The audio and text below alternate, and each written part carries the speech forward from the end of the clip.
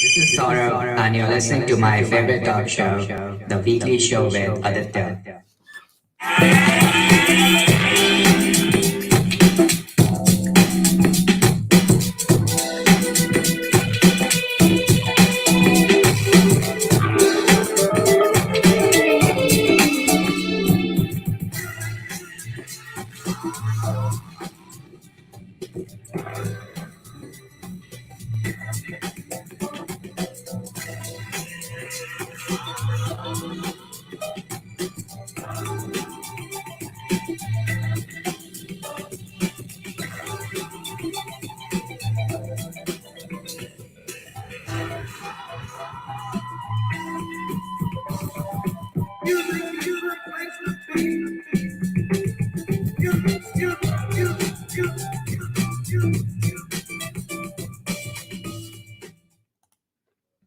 This is episode 468 on the 12th of January 2022 on this beautiful Wednesday morning.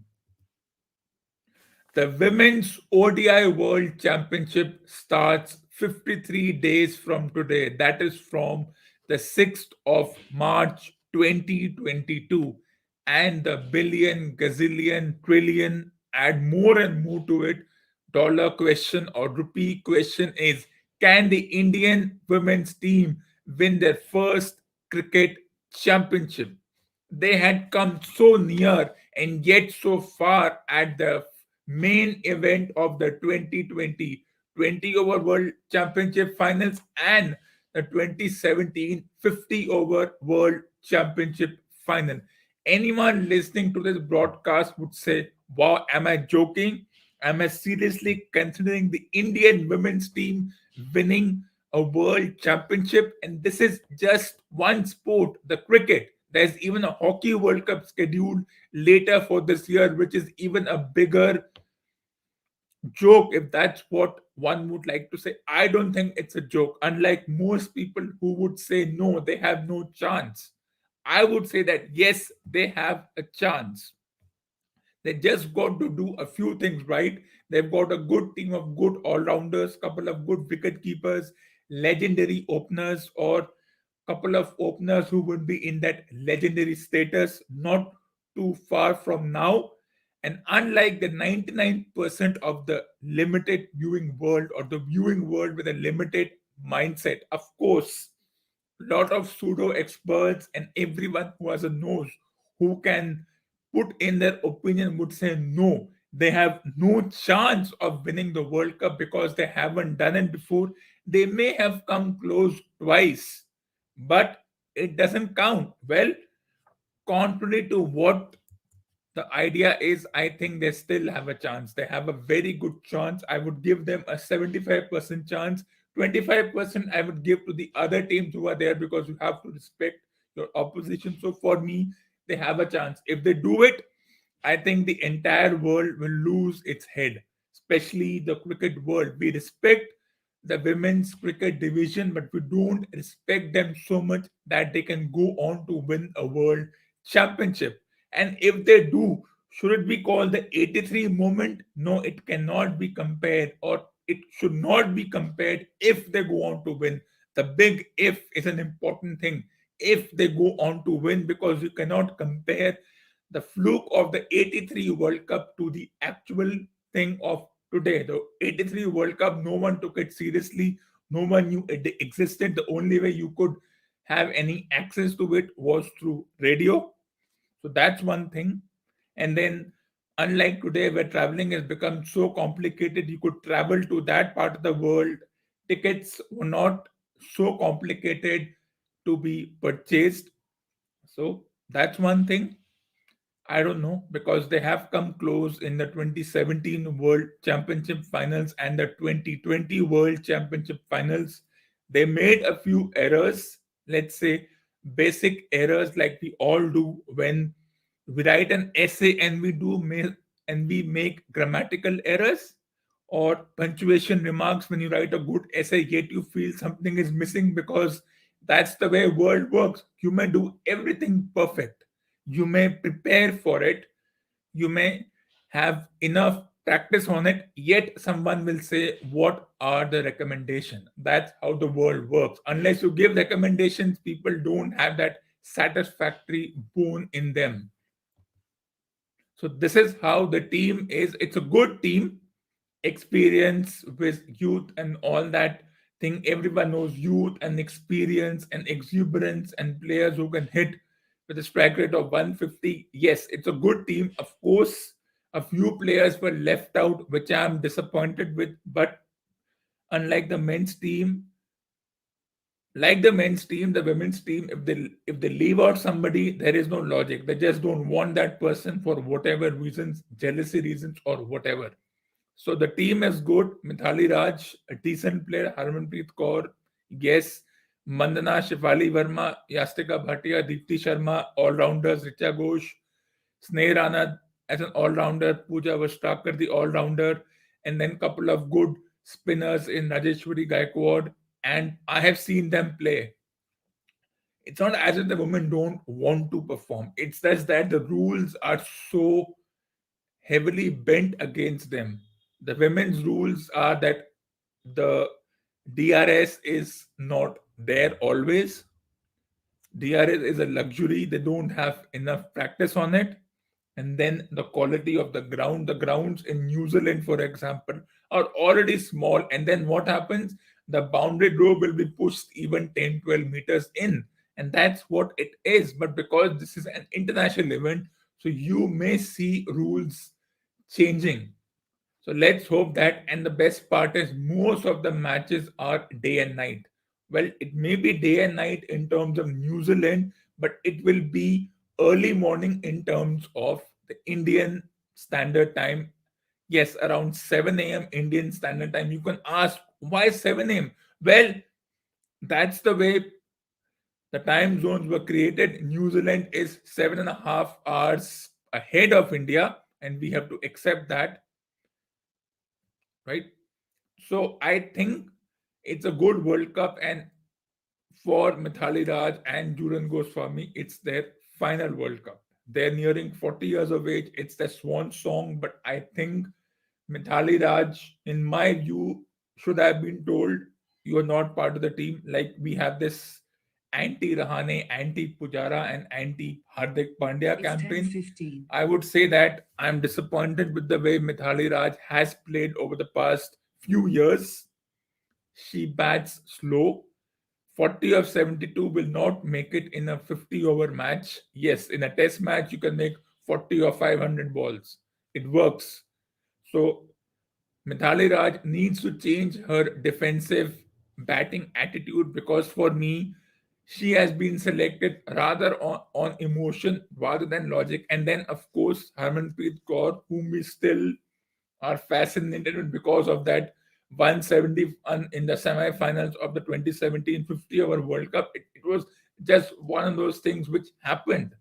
It will not happen again and again. It just happened. And since then, she hasn't made too many runs, yet she is there in the team.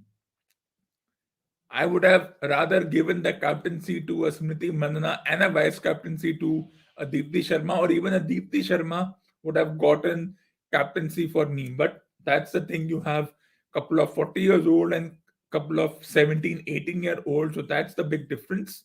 And let's see how this tournament progresses, because there will be a lot of jostling for numbers 3, 4, 5, and 6. So let's see what the coach and the captain have in mind. Or we have a coach for whom I have no respect.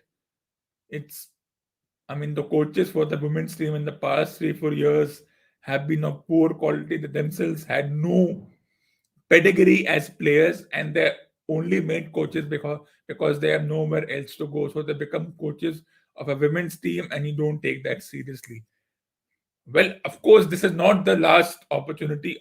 World Cups happen up every 4 years. It's not the end of the world. It's only because a certain group is going to bid farewell, because you are 40 years of age. You will bid farewell, unlike other sports where you can carry on.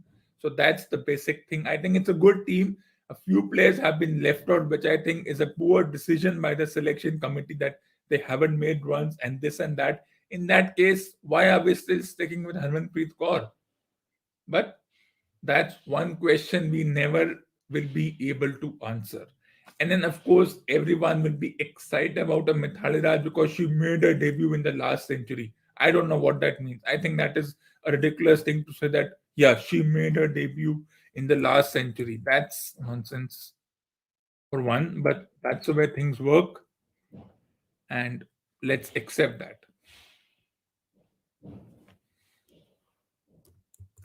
So, how will the schedule work out for this particular tournament?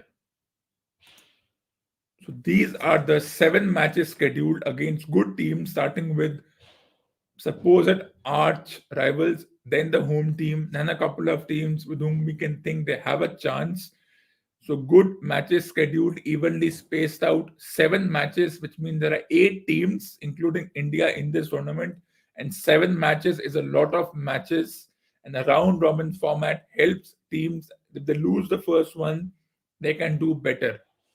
And most of the matches, at least the India matches, are scheduled at 6:30 a.m. local time. They cannot go beyond that because it's already a 7.5 hour difference. So you cannot go beyond that. I think it's a good, even spaced out uh, schedule, enough breaks, and of course, with unlike Australia and South Africa, where you don't have spectators, New Zealand has allowed spectators with all the rules, and that's one thing that will be positive. And let's hope nothing prevents this tournament from being postponed because of some rumors spreading and some event and someone saying something which postpones the tournament. So that's the way things are.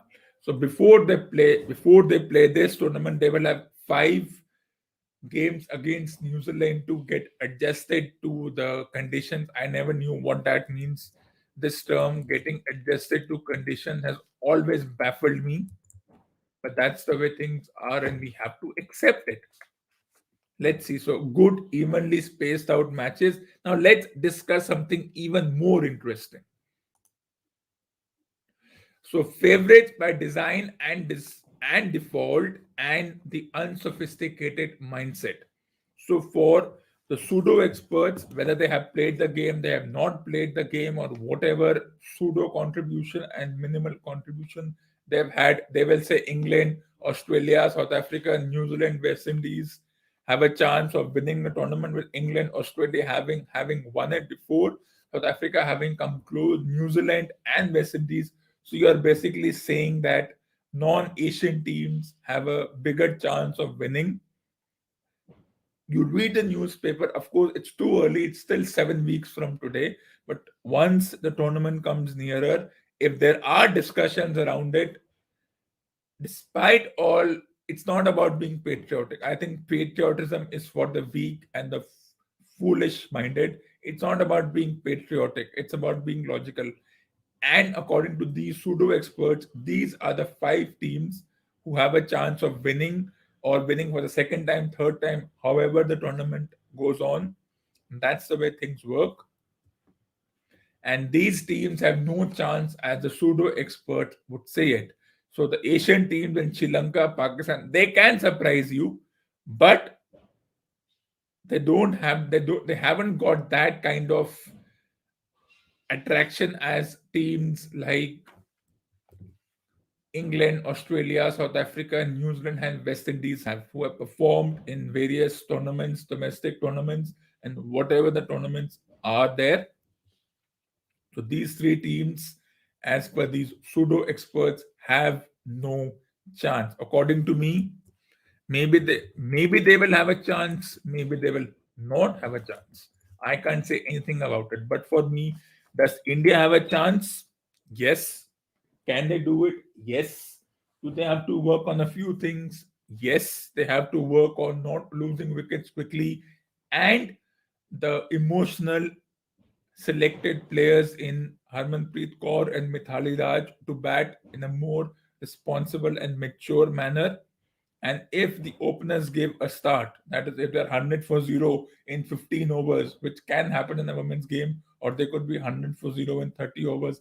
As I said, in a women's game, 270 is a good score. You don't need to score anything more than that, because the women's game, the mindset is still stuck where the men's team were 20 years ago. So if the women's team were ever to make 400, it's not happening until 20 years from now. So for Mandana and Shefali Verma, they have to do the job, and I think they can do the job, but everything will depend on how numbers 4, 5, 6, and 7 do the job. That is the wicket keepers. In who will be the wicket keeper for this? They have gone with two keepers, but I think they will prefer Richa Ghosh as the keeper at number 7, number 8. They have a couple of all rounders in Deepti Sharma at number 5. Probably Yastika will come at number 3. That's the way things work in this particular tournament, which means the supposed experience of Mithali Raj and Julan Goswami and Harmanpreet Kaur, they have to be more responsible as far as their contributions are concerned, especially with Mithali Raj. India may be 180 for 0 in 40 overs and they could get another 100 runs. But the way she bats, I have seen her bat, India could end up with only 210 in 50 overs, which may not be enough because 210 can be chased by even the so called weakest of teams. So I think those two have to change their attitude, have to bat more responsibly. Mithali Raj cannot be the anchor and score 40 of 72. She has to realize that she may be 40. This is her final tournament, but the Tendulkar emotional part should not come into this, and that's the way things will work. It has to be that kind of a mindset. I don't know what's going to happen in the next 53 days because they will obviously play New Zealand, and how they play New Zealand, of course, you play a private tournament before international tournament, and if New Zealand India end up at 3-2 all, that performance has no bearing on what happens in the actual World Cup. We have seen this. We have seen teams being sent to prepare 5, 6 matches scheduled, and despite all that, it doesn't have any bearing on the actual tournament. But it's fine. At least they won't complain if even if they go on to lose that we didn't have practice matches. So that's one thing that the Indian Cricket Board has had some kind of, they didn't have a brain fade in sending them there. Of course, all the jail measures and all the virus protective measures have to be taken into account. So they'll be leaving in just about a month's time. So let's see what happens. But for me, yes, they have a chance. People may not agree with it. They will have their own biased mindsets. Let them have it. It doesn't really bother me. And that's the way things work. Moving on, how did the India South Africa Game 3 match number 3 work out? Well, India were bowled out for 223. South Africa were 1 for 17. So I think one would say that the Indian middle order was mediocre yet again.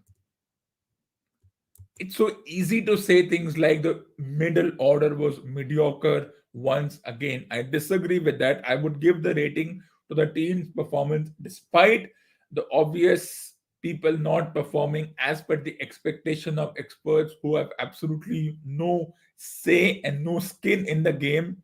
And what they say is nothing less than a black swan event, or they are fragile, and that's the way things are. So I think this game is alive. 223 may not look like a big score, but let's say that it was good bowling on the part of South Africa. They came with the plan, but I think the Indians did well. Of course, Kohli's 80 runs of 200 balls was unlike what he does, but that's the way he had to do it.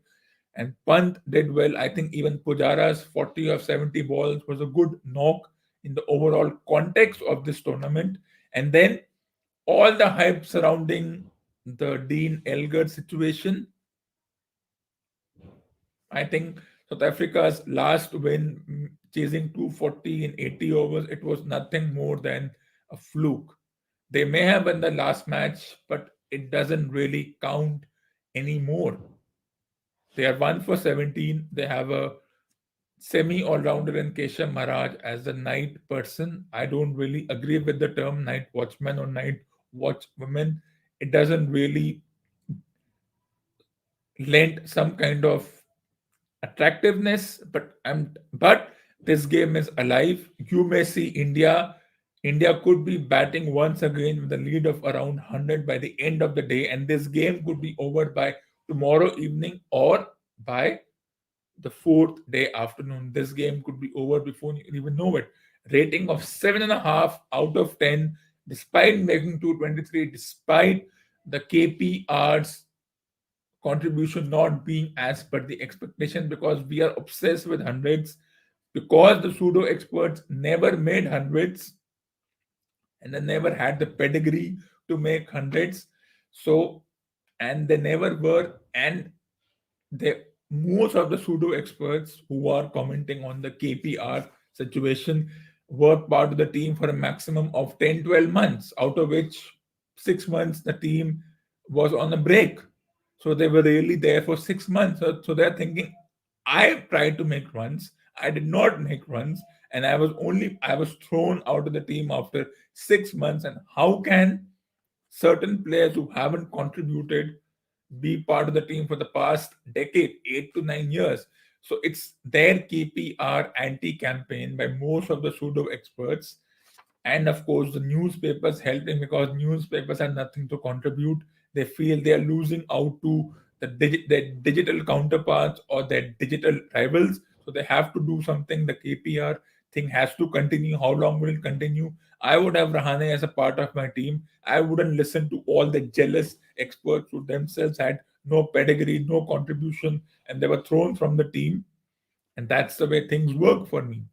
Yes, you could talk about technique and mindset and things like that. Let me tell you, the mindset of a Rahane, Vihari, Iyer, Pujara, Kohli is much more positive than I would have of certain players who need not be named, because they have no pedigree as far as naming them is concerned. They don't have the naming worth. This talk show will not name people who don't have the worth, don't have the value.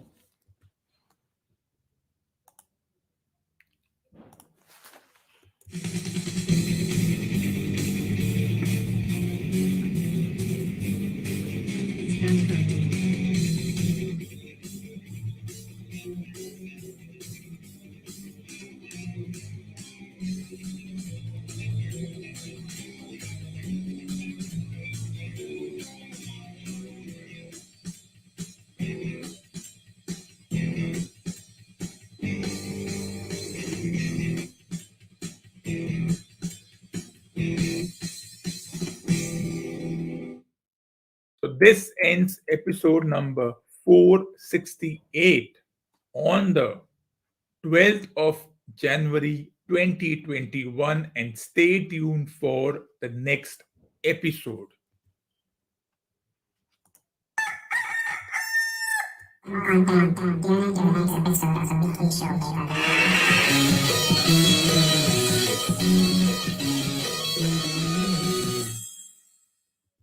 And I will be back with episode number 469 on the 14th of January 2022. Till then, put these books in your must read books column. Once again, a reminder, put these books in your must read books column.